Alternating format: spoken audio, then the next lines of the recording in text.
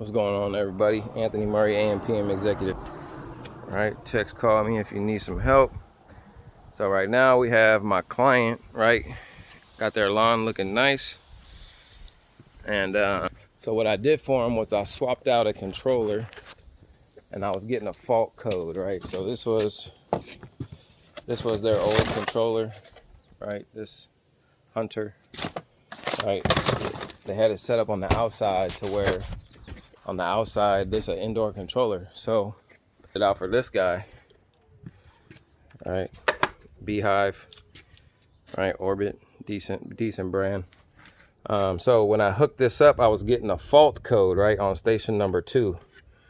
So when you open this up, right, you got your communication wire, you got your zone 1, zone 2, and zone 3.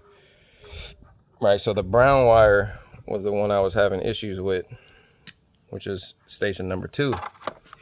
So I was getting a fault code and I wasn't sure what the fault was. So what I had to do was we're gonna go over here and take a look.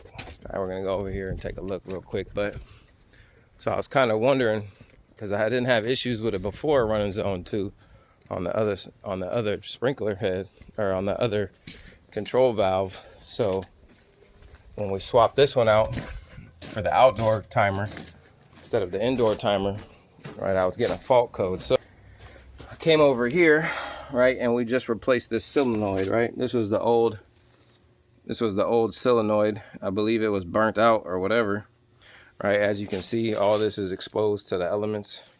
It's supposed to have some sort of box over it.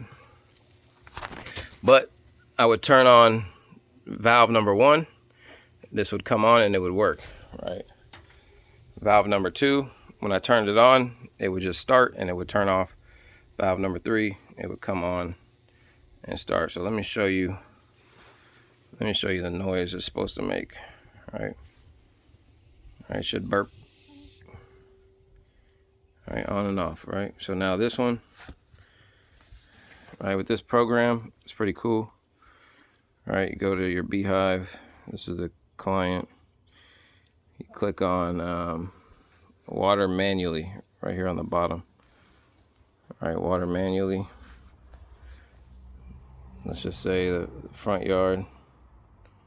No, that's all zones. Say the front yard. We want to do for, let's just say 2 minutes. All right, press play. Now you hear that? You heard it come on.